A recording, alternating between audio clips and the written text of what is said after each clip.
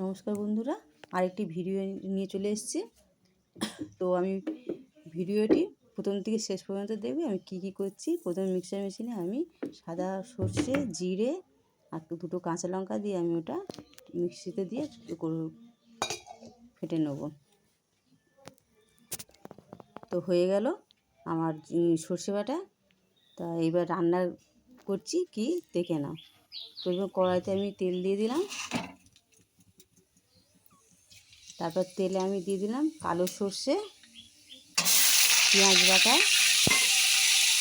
কালো সর্ষে আর পেঁয়াজ বাটা দুটো একসঙ্গে আমি গরম তেলে ভালো করে নেড়ে নিচ্ছি। একটু ভাজা ভাজা মতো হয়ে আসবে।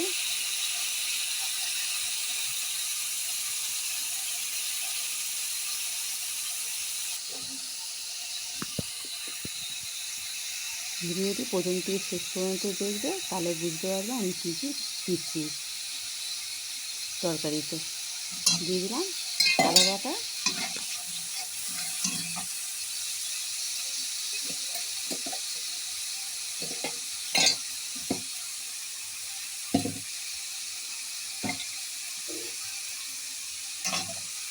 আদা বাটার পরে দিয়ে দিচ্ছি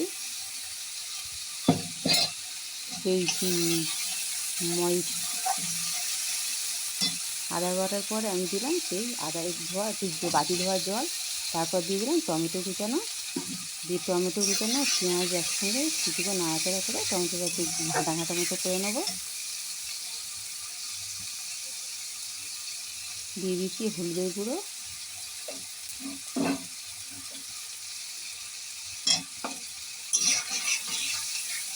হলুদের গুঁড়ো দিয়ে কিছুক্ষণ নাড়াচাড়া করে নিচ্ছি। এবার দিয়ে দেবো, টমেটোটা ভালো করে ঘাঁটা হয়ে গেল আমার। এবার দিয়ে দিচ্ছি নুন। নুনটা দিয়েও কিছুক্ষণ টমেটোর সঙ্গে ভালো করে মাখিয়ে নেবো। এবার দিয়ে দিচ্ছি সেই সর্ষে আর জিরে যে মিক্সিতে দিয়ে করে রেখেছি সেইটা দিচ্ছি মশলাটা।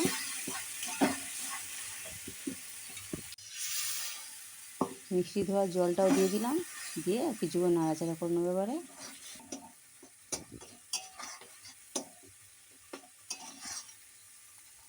সামান্য একটু জল দিয়ে দেবো।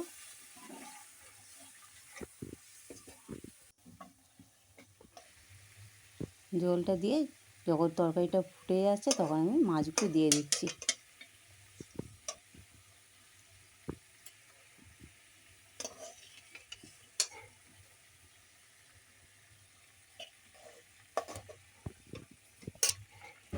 সব মাছ দিয়ে দিলাম আমি তরকারিতে। তো তরকারিটা ভালো করে ফুটে গেলে এবার আমি ওর মধ্যে দিয়ে দেবো দুটো কাঁচা লঙ্কা, আর উপর থেকে দিয়ে দিচ্ছি টক দই। আমি আগে থেকে একটু চিনি দিয়ে আর ফেটে রেখেছিলাম, সেই টক দইটা দিয়ে দিলাম মাছের উপরে। দিয়ে উপর থেকে ধনিয়া পাতা ছড়িয়ে দিলাম। দিয়ে তরকারিটা আমি কিছুক্ষণ ঢাকা দিয়ে রেখে দেবো। যতক্ষণ না হচ্ছে ততক্ষণ আমি তরকারিটা ঢাকা দিয়ে দেবো।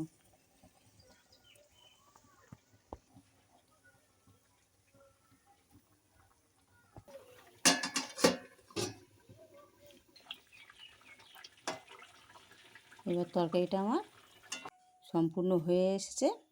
দেখো বন্ধুরা কী সুন্দর লাগছে তরকারিটা। রুই মাছ দিয়ে দই দিয়ে কী সুন্দর তরকারিটা হয়েছে। তো যারা আমার চ্যানেলটি দেখছো, ভিডিও দেখছো, তাদের অনেক ধন্যবাদ। আর পুরো ভিডিওটি দেখার জন্য ধন্যবাদ। এরপরে নতুন ভিডিও যখন আসবো তখন আবার দেখব।